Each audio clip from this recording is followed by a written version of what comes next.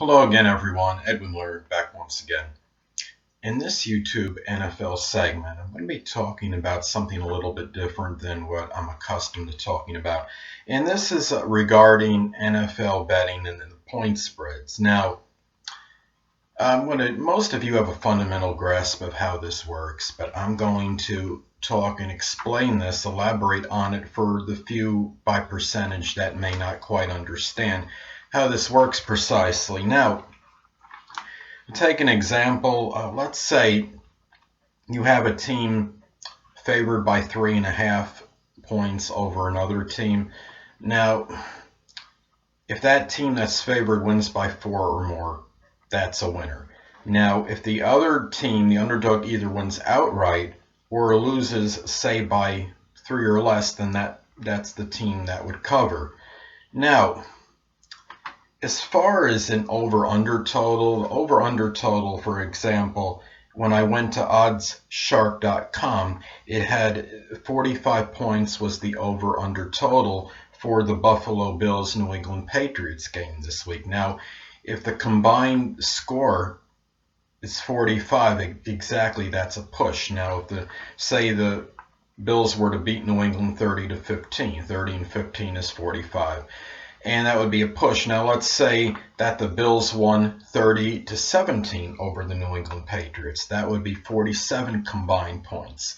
And therefore, if you went with the over, you would win. Now, if the score ended 30-14 in favor of Buffalo, that would be 44 points combined. And if you went with the over, you would wind up losing. But if you went with the under, you would wind up winning.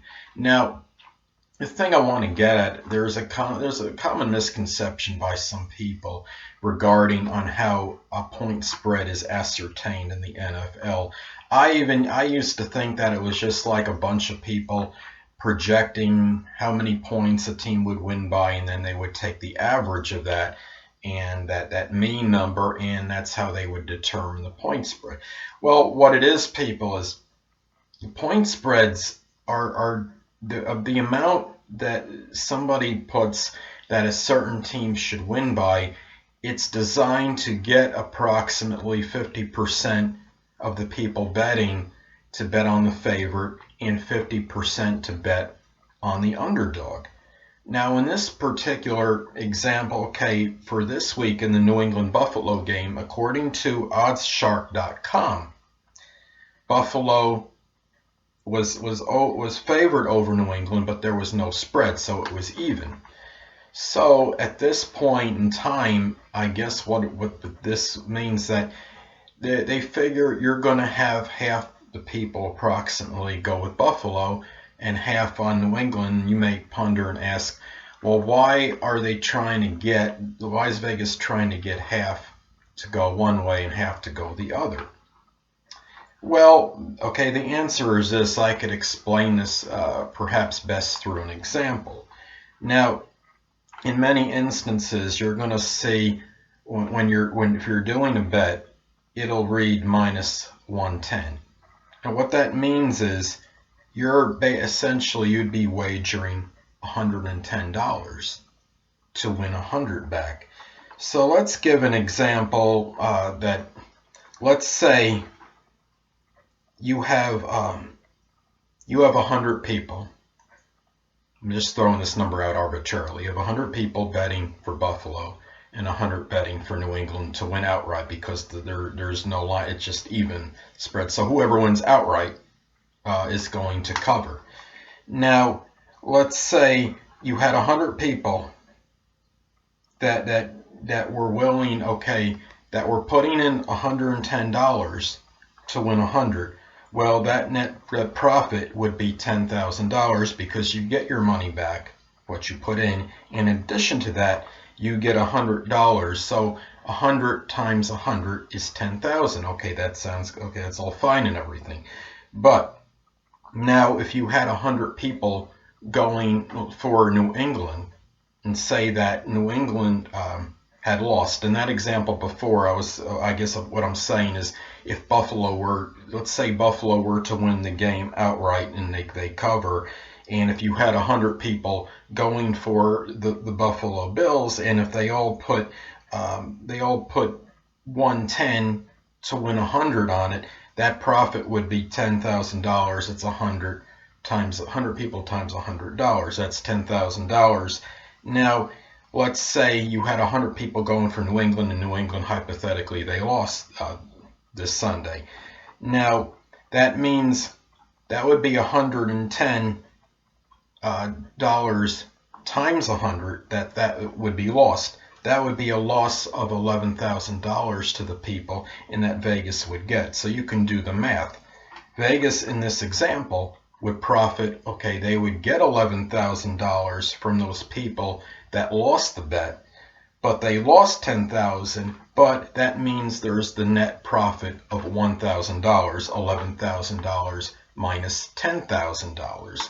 So it's set up to get equilibrium on each side. You're trying to get, what Vegas tries to do is they try to get a fairly even amount of people betting the favorite and an even amount of people betting the underdog, because it's set up that way where Vegas can make still a significant profit or substantial profit based on the amount of people that would be betting. So that's basically how the betting works. And another thing to consider is, I think what happens is, now let's take this Buffalo-New England game, for example. Buffalo, as I stated before, it is listed, it says favorite over New England, but it's even, so whoever wins outright would win.